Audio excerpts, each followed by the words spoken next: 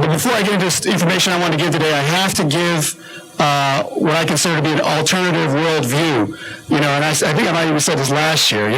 I love CRC, David Levy, and all these gentlemen, and how they're trying to get into the system and trying to, go elbow to elbow with these administrators and so forth. But to me, it's sort of like the debate about public school. A lot of money, like you said, is being thrown at these different initiatives, Fatherhood Initiative, which I'm familiar with, and all these other organizations. But it's sort of like meetings you go listen to about public school. But what they fail to address is a systemic malice of I'll be kind, creative thought, okay? So I want you to know that there's another world out there called homeschool as opposed to public school. It's just a whole different world. And by the way, they won all the spelling bees for the last 25 years in a row. So likewise with this issue about, the judges don't know, the judges don't understand, the politicians don't understand, I don't give them that, and I agree we should try to educate them. I've done plenty of that. Okay, I've gone to their offices, I put my suit and tie on, I clip my nose hairs, I cross my legs in the middle, I try to behave, and I try to give them as much information as I possibly can. But I fundamentally believe that they are corrupt. Keyword being corrupt, okay? So I love you, brother, but I think these guys are corrupt, okay? So the point is that yeah, it's like people always debate about Democrat, Republican, Democrat, Republican, Democrat, Republican. You know what? Vote for Ron Paul. You know what I'm saying? I mean, there's a different world out there, okay? Don't get caught in this left-right paradigm. So yeah, we should engage the system, but and unfortunately it's going to be on their terms. But understand that there's a whole other world out there. And I'm not dissuading anything the gentleman presented. I love him. I love his people. I've worked with them before. But I just fundamentally believe these people are just corrupt, and they're here to put their agenda forward, which is not a good agenda. The politicians, they pretend like they don't know. They don't know that the dad should only get 4 days with the kids. They're giving dads 4 days with the kids and 26 days with the mom, and they don't know that's going to be a bad effect on the kids. No, they know they're corrupt. Now back to my message. Another thing, since Stevie Basketball's not here yet, I'll take a little bit more time than I was going to, and I'll try to finish some points that Ian cut out of my speech last year. Thanks, Ian. But I was, again, as I was trying to mention last year, is that we have a pedigree. We have a legacy here. My father's an American soldier, and he's from down south in Alabama, Birmingham, Montgomery, and they were part of the civil rights movement.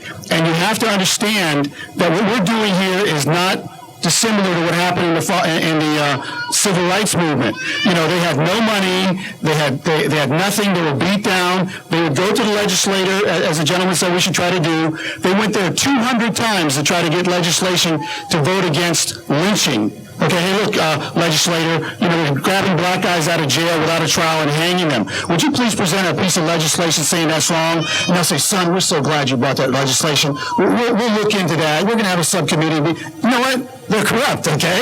I mean, you can't say that to them, but the fact is they're corrupt.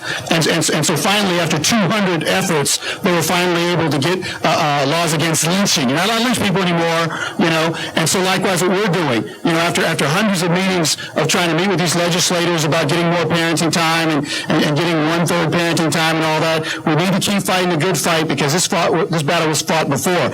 And the other thing is that the popular media, you can't wait for approval for these guys. These guys are bought off also. I don't want to break your heart.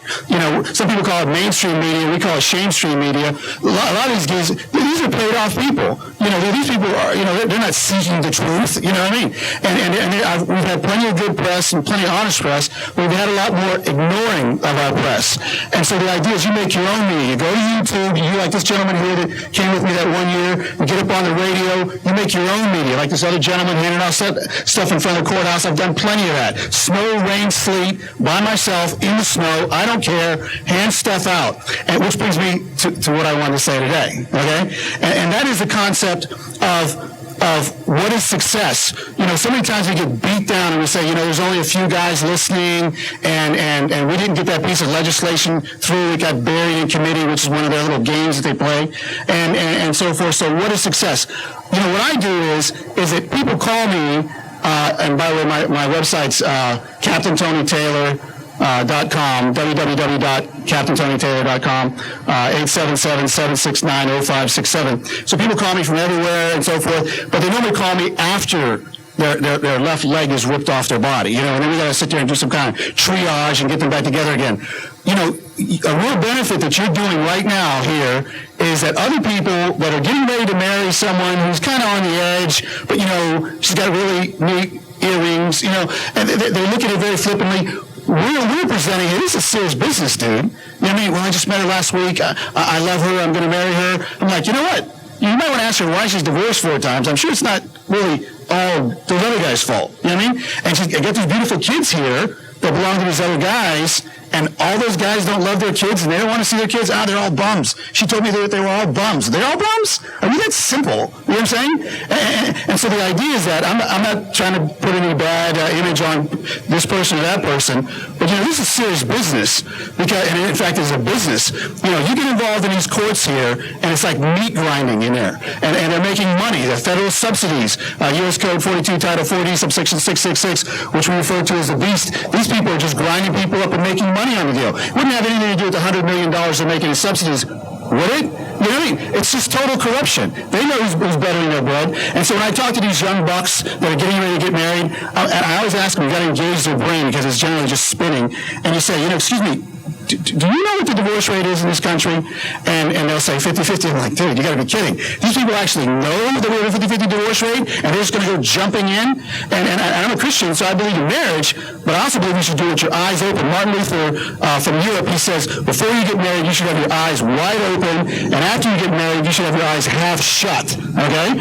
And so the idea is that, do your critical thinking before you get married. And we have some great ladies here involved and so forth, and I'm not politically correct anyway, but I just want to tell you that the guys are the ones that really get beat up by these courts. 97% of the time, the guys are going to get voted against for primary custody. And then in terms of seeing the kids, the vast percentage of the time it's the guys that are going to be cut out of the kid's life, because guys make better slaves. Under U.S. Code 42, they're able to get more money off them. Guys don't get any sympathy. Guys don't get any love. Just beat them up, take all their money. They're all deadbeats. They don't love their kids. Just make them into slaves. And by the way, 96% of all your prisoners happen to be guys. And that's why I'm addressing the guys. I got nothing against women. My mother was a woman. You know what I mean? So nothing personal. But the point is that one thing that we could do in terms of measuring success is help guys that are getting ready to jump into this thing not to get involved in a bad situation. And don't worry about being polite. Go ahead and be rude. Tell them Tony said it's okay to be rude. You know what I mean? Because these guys, you got to bat them between the eye with a doggone baseball bat. I met this girl last night. Like, really? Do you know her name? No, I don't remember her name, but, they don't engage their brains. You got to say, hey, guy, listen, this is serious business. Do you know you have a 50% divorce rate, and you have a 50% chance you're never going to see your children again. Do you understand the words that are coming out of my mouth? And so I feel I'm doing a great service by warning these different guys. I'm not saying they're not going to marry these girls, but they're going to think twice before they just go diving in the situation. Warn people that the bridge is out. We went down this road. We fell into the ditch. We have an obligation to come to these rallies. We have an obligation to warn the next guy. And he may not be our friend anymore. No more big purple dinosaur hugs anymore. But you know what? At least we warned this guy. Most of them won't listen anyhow, don't worry. You know what I mean? They got their hormones running. Their brain is totally disengaged. But if we can save 1 or 2 guys from getting caught in the system, that takes care of a whole lot of counseling afterwards about how to beat a PFA, how to be accused of being whatever. Accused of everything in these courts. And so the idea is that God says you have to give a certain sound. Don't give an uncertain sound. An ounce of prevention is worth a pound of cure. That's what I think Benjamin Franklin said. Let me ask a question. Would you be willing to pay more taxes if it gave your child back? It's like Matt O'Connor said from Fathers for Justice. He said, if you're not willing to fight for your children, what are you willing to fight for? But the bottom line is it's not cool to fight for your children. Guys don't cry. Big boys don't cry. We just take it in the chin and we go get a loan by ourselves and we just gut it out. That is nonsense. We need to work together. We need to fight as a team. And whether we win our individual battle or not, we're soldiers, man. We just go down with the dust and we help the next guy coming behind us. Whether we win ours or not, let's help the next guy. You can look me up online, Tony Taylor, CaptainTonyTaylor.com, 877-769-0567.